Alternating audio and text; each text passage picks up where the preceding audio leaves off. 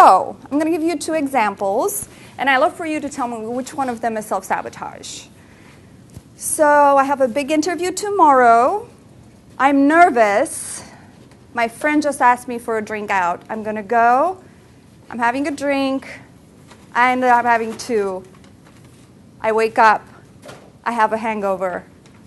My interview's now not going as well as I thought. And I feel like crap, and I know I'm a terrible person. And I can't rely on myself, and I'm really disappointed. So that's scenario number 1. Scenario number 2, I have an interview tomorrow. I'm really nervous. My friend asked me out for a drink. I go and have 2 drinks. I wake up. I realize that I'm a little bit hungover. I have a really good, strong coffee and a pick-me-up pep talk with me in the mirror, and I go to the interview and I do my best. Which one of them is self-sabotage? Really? Second one is not? I love your answer, everyone. What is the difference? I beat myself up and I make a story up that I'm a terrible person, or I do damage control and I do my best when I've made a choice that doesn't serve me. So that is conscious self-sabotage, when we make a mistake and we beat the crap out of ourselves for making that mistake. That is conscious self-sabotage. There's another type of self-sabotage, and that's unconscious, where I have an incredibly exciting meeting with this awesome new client, and they might pay me a lot of money, and I put it on my calendar, and for some reason, the notification doesn't come on, and I stand up my client. But I put it in my calendar, right? That's unconscious self-sabotage, where I actually thought I did what I wanted to do, and I didn't. So who's familiar with either? Nobody. I thought so. Nobody here self-sabotages except for me. All right, so let's go over a little bit of the 2 different aspects of it, and how do we recognize it even when it's unconscious? Is it self-sabotage or is it a mistake? And not everything we do that doesn't serve us is self-sabotage. And I want you to, it's a beautiful metaphor that really helps me, and that's if an animal is walking in the forest and steps into one of those traps and gets caught, is that self-sabotage? Did they self-sabotage? No, it's a mistake, right? Sometimes we are in situations that we are not familiar with, and we make a mistake. What makes us self-sabotage is what we do immediately after it. So there is 3 aspects to conscious self-sabotage that really gets us in our behind. And that is guilt. Okay, I've made a mistake. For whatever reason, I'm not familiar with the situation, or I am familiar with the situation, I just didn't think about the repercussions. Whatever the example is, I made a mistake, or I tell myself I made a mistake. What comes first? Immediately afterwards, guilt. So it's your mindset there. What did I do? I did something that doesn't serve me. I can see that this has repercussions that do not serve me. Okay, guilt. After guilt, what comes? Shame. So there's 2 types of shame, healthy shame and toxic shame. Healthy shame says, ooh, I actually do know better. I'm going to make a note of this.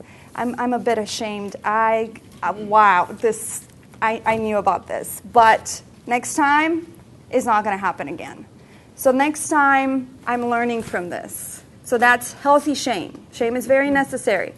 Then we have toxic shame. Toxic shame says, I made a mistake, therefore I am a mistake, and I cannot rely on myself. So we identify with that mistake, and it becomes kind of a definition of us. And so the mindset that we have after we've made a mistake is crucial. And I can say, I'm going to learn from this, and I'm going to make notes, and thank you so much for this opportunity, because otherwise I wouldn't know, or I've heard from a friend, and I'm so happy now to actually be experiencing it.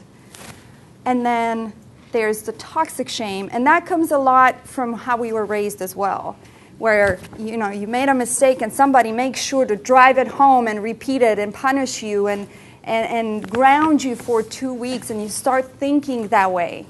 So if you are one of those people who has a lot of toxic shame, don't shame yourself for having toxic shame. Just know that it's how you were raised. And a lot of us are raised with a lot of toxic shame. And so there's guilt, there's shame, and then what makes the self-sabotage is self-punishment. I made a mistake, I am a mistake, and I better pay for it. And how often do we do that with our kids as well? Well, you've made a mistake. You must be grounded. We must punish you, right? So instead of punishment, healthy behavior, the opposite of self-sabotage does what? Damage control, right? Minimizing the repercussions of the mistake. Okay, I made the mistake and I stood up my client. Am I a terrible person? I'm not even going to reach out to them. I'm so ashamed. You know, what do I do now? Or, wow, I'm human. Oh my goodness, I can't believe I did this. Okay, well, let's go and own it. Let's go contact the client, share with them what happened, share with them what we did. You know, actually I put it in my calendar. I can't explain why I didn't get a notification. I completely forgot. I'm sorry. I'm human. Will you do business with me anyway? All right, so are we good so far understanding the difference between toxic shame and healthy shame and punishment and not punishment? Okay, great. So let's go a little bit into what is unconscious self-sabotage. And I'm going to give you another example here. I hate my job, or my job is stressful right now. Maybe I don't hate it. And I'm really tired, and I go to sleep, and I sleep through my alarm. I did the right thing, and I set an alarm, but I sleep through my alarm. So that's unconscious self-sabotage. Somehow I still didn't get there in time. It's already hard. I already have a lot to do. So what happened there? There is something fantastic about self-sabotage when it becomes unconscious, and that is that our body and our mind and our soul collaborate to do what we need most. So if I'm burned out, if I'm exhausted, and I have a really stressful time at work, my body might be like, oh, okay, she's not listening to my signs. She needs to rest. So what we're going to do, we're going to nix the alarm. And she needs to rest and sleep in 2 extra hours. So what I call that the co-pilot override.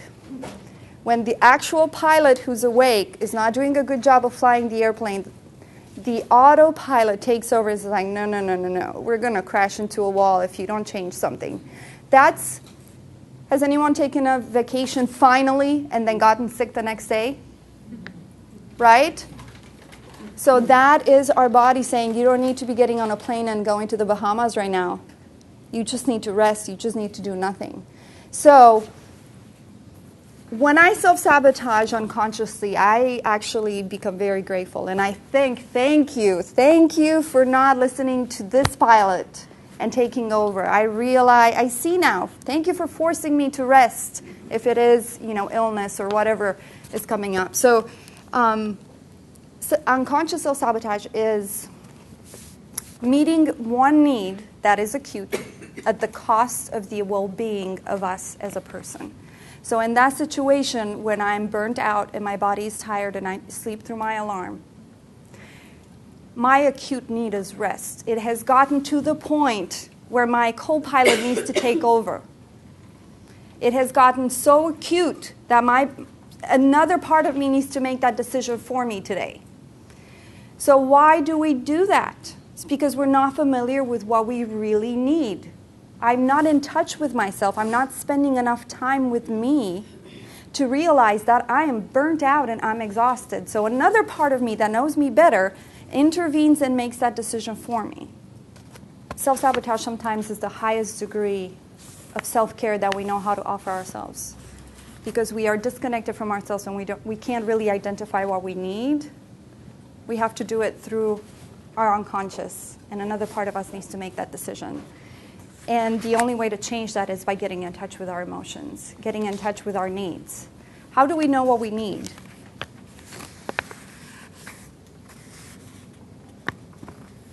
If our need is not met, what is the number one sign? I'm uncomfortable. It's discomfort. If you're experiencing discomfort every single day, whether it's emotional, whether it's stress-related. If you are in a constant state of discomfort, are your needs being met or not? If you feel unhappy, unenergized, unfed, are your needs being met? Okay, so you slept through your alarm during a time when you're really busy at work. What are you going to do? What is that telling you? Are you able to slow down enough to say, whoa, another part of me made this decision for me? What is this part of me needing? What is this part of me trying to say? So I want to give you an example, a personal example, and I'm a bit ashamed about this. I stood up a client twice in a row. Complete stood up. Like, I didn't even remember the second time until 2 or 3 days later. And it was someone that I was very excited about. I just simply didn't show up. And I didn't realize I didn't show up until 2 days later, the second time. So the first time I was like, ooh, I'm sorry, apology. Get back in touch with them, do remedy. The second time I was blown away. It's like, you've got to be kidding me. I did this again. How is this possible? And I took a step back and I was like, wow. I stood up someone twice in a row, a client, someone that I'm excited about, someone that my conscious mind can hardly wait to work with. And I took a step back and I looked at my life and I realized I was living 12 hours a day at high intensity. I had no time for slowing down. I was doing nothing for me. I was running out on empty batteries. And of course, my subconscious like, wow, okay, yeah, this lady thinks she can hang on at this rate. No, we need to clear her schedule for her. But certainly now, every time I self-sabotage unconsciously, I stop and I look and, okay, what is my system trying to tell me by making this decision against my will? Making this decision for me? What is my co-pilot trying to tell me? Let's go a little bit over reasons we self-sabotage. So some of them we kind of talked about. We are unfamiliar with our needs. If I don't know what I need, how am I going to take care of myself? And why do I not know what I need? Because I'm not listening. I'm not taking an inventory every day of, okay, in my body, how am I feeling? How's my stomach feeling? How are my shoulders? How much tension is there in my hips right now? What is my entire system trying to tell me? What are my dreams trying to tell me? Our system gives us feedback every single day. Do we listen? I try to. This is a huge practice of tuning in with yourself and all of the ways that your system gives you information in your body, in your physical body and your physical sensation, in your dreams. How stressful are your dreams every day? In what you forget without wanting to forget. And that's where the bypass happens. So we get so much feedback from our system. The more we ignore our system, the more we self-sabotage.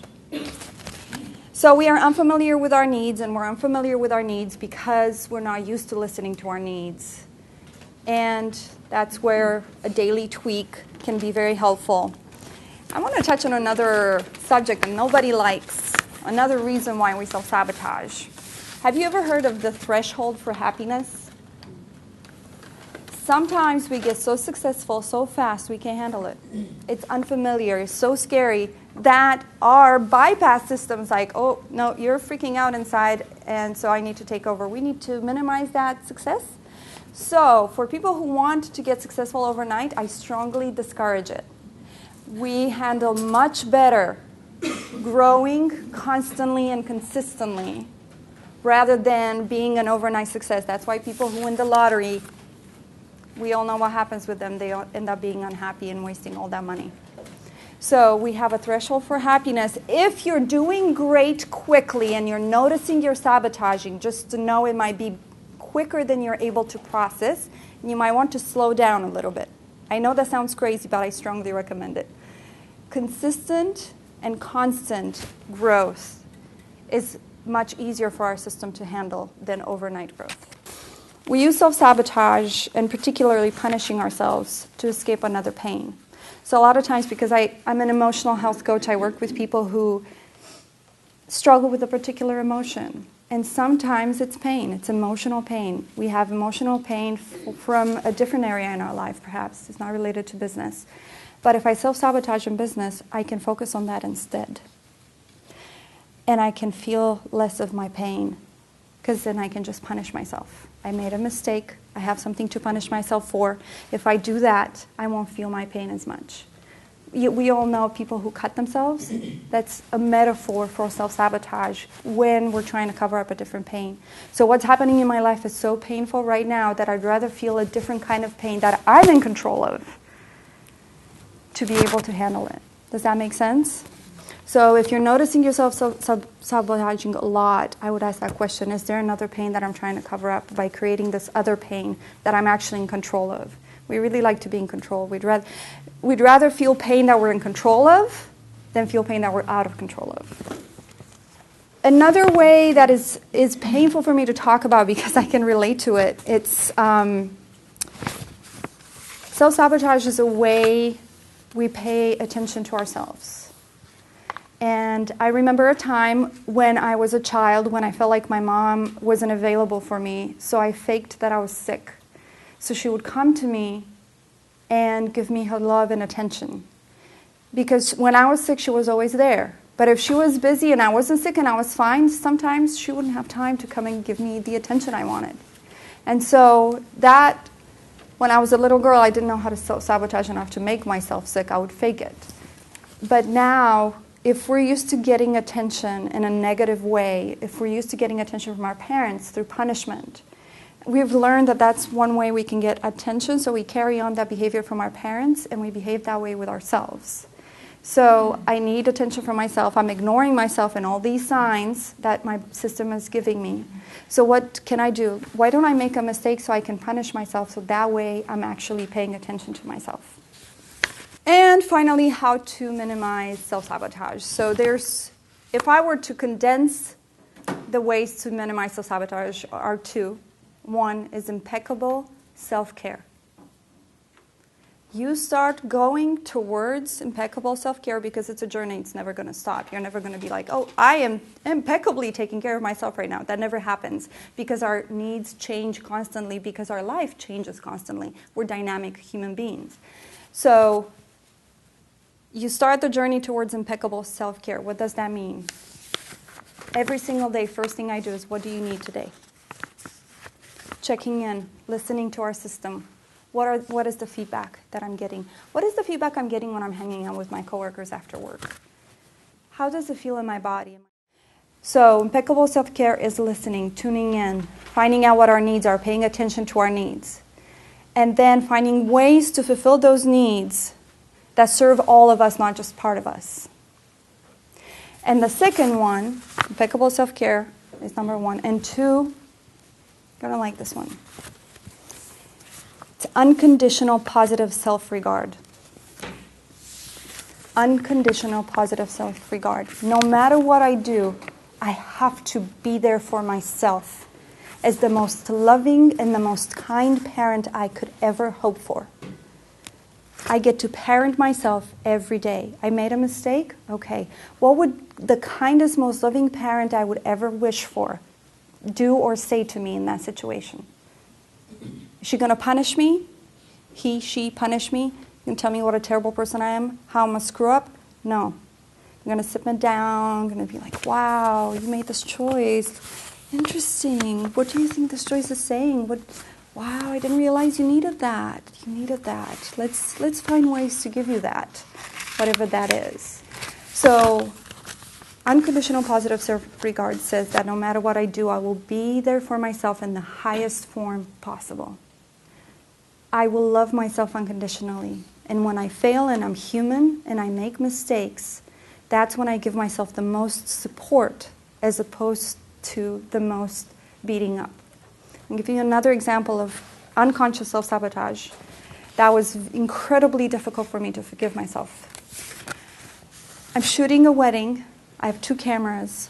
We're downtown at the park, the waterfront park. I set one of them down, and I walk away for 5 minutes. It's $6,000 worth of equipment. Gone.